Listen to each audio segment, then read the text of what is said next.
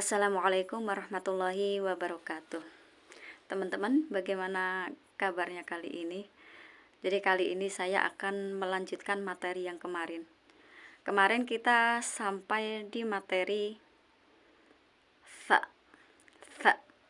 Ya. Kemarin kita membahas tentang huruf ta dan tha. Kali ini kita akan membahas huruf jim dan ha. Oke, saya akan membahas dari jim dulu. Jim makhrajnya adalah tengah lidah dengan langit-langit.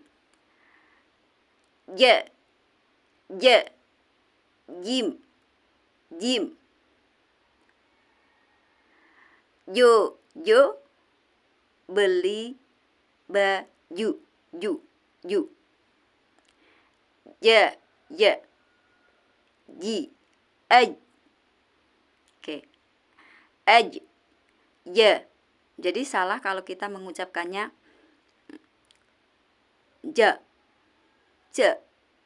Posisikan tekan tengah lidah dengan langit-langit. Caranya menekan j. Jadi tidak hanya itu yang perlu kita perhatikan, ada sifatnya. Sifat. Jadi sifat jim dari segi nafas. Jim adalah jahr. Kemarin seperti saya jelaskan kemarin, jahr adalah nafas mengalir. Nafas tidak mengalir, jahr.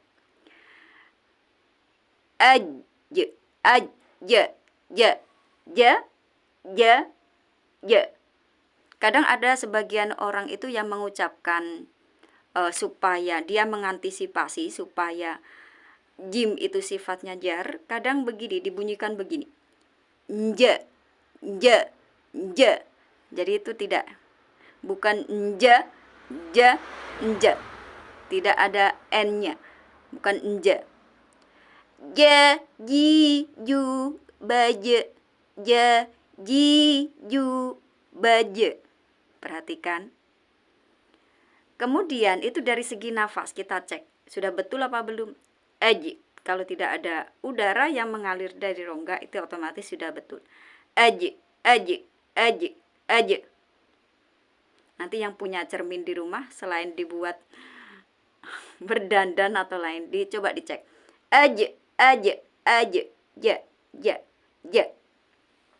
Kemudian itu dari segi nafas. Kemudian dari segi suara, jim memiliki sifat syiddah. Syiddah itu artinya suara tertahan atau tidak mengalir. Nah, paling mudah memahami sifat ini adalah ketika disukun. Itu berhenti seketika. Adapun karena jim memiliki sifat kolkolah artinya memantul atau berguncang, makanya dia dibunyikan aj. Jajiju baje, baje.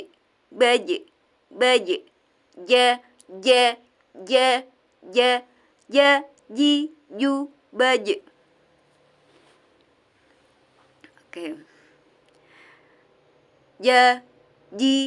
Ju, baje, aje. Jadi sifat yang menonjol atau yang paling tampak dimiliki huruf jim, jahr, syiddah, qalqalah. Jadi sebenarnya banyak sifat-sifat yang tidak saya sebutkan, tapi insya Allah kalau teman-teman bisa 3 sifat itu saja, itu sudah bisa mewakili sifat-sifat yang lain. Karena sifat istifal dan lain-lain itu tidak perlu latihan kita. Itu otomatis nanti bisa mengikuti.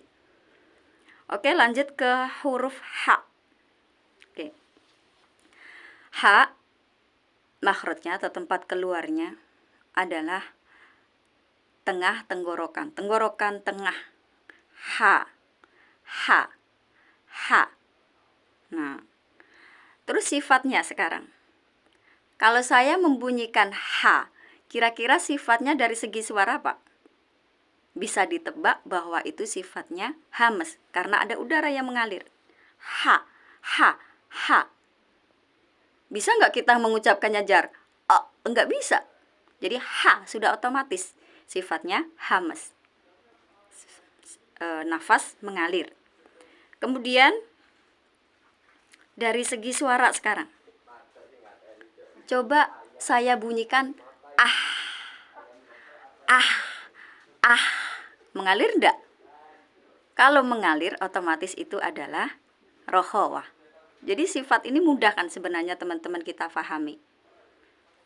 Ah, ah. Berarti sifat hamas, sifat yang paling tampak yang dimiliki hamas adalah ha adalah hamas dan rokhawah. Jadi di sini mudah difahami. Bah, ah, ha, hi, hu, bah, ha, hi, hu, bah. Dan kesalahan yang sering terjadi teman-teman. Ha itu diucapkan seperti ha, ha, ha.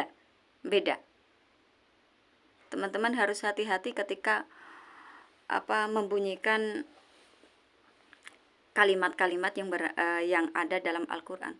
Kalau kita cuman dialog bahasa Arab, tidak apa-apa, tidak ada kaitannya dengan tajwid.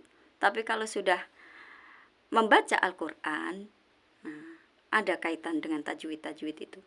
Sifatnya, makhrajnya, dan lain-lain. Karena nanti itu akan berdampak pada makna Al-Quran itu sendiri. Seperti saya jelaskan kemarin, amin, amin, khasyi'in, khasi'in. Itu maknanya berbeda jauh. Rasulullah mendapat gelar Al-Amin. Al-Amin artinya apa? Orang yang sangat amanah, orang yang sangat dipercaya. Dalam Al-Quran ada amin, ada amin. Kalau kita mengucapkannya amin, kita baca amin, maknanya berubah. Amin artinya orang yang sangat dipercaya. Sedangkan amin, orang yang buta. Itu teman-teman, makanya harus hati-hati.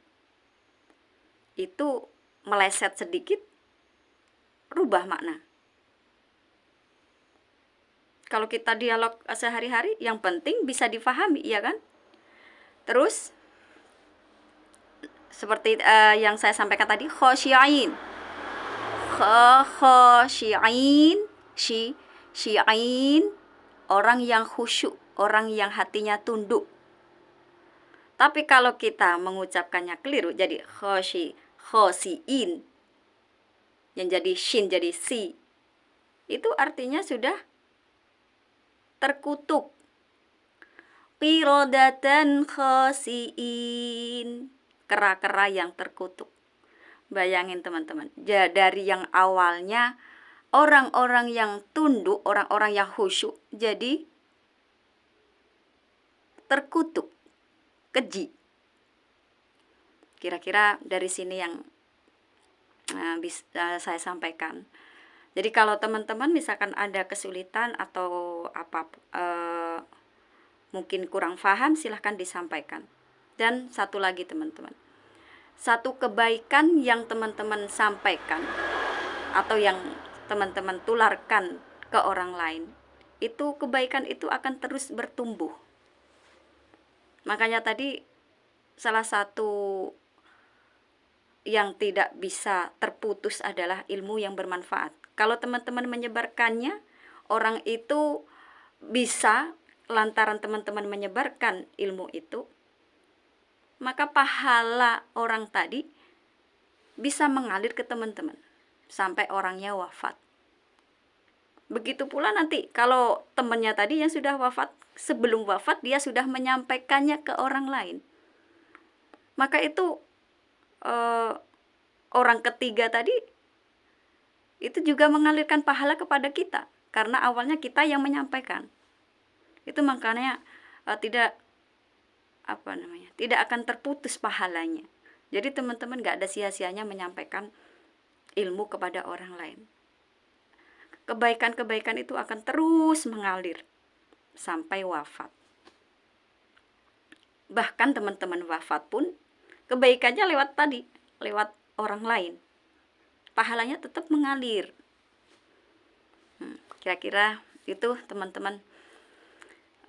Kurang lebihnya la'ala shawab. Mudah-mudahan ini semua kita berada dalam bimbingan Allah ya. Jadi saya cukupkan sampai di sini. Kurang lebihnya mohon maaf. Assalamualaikum warahmatullahi wabarakatuh.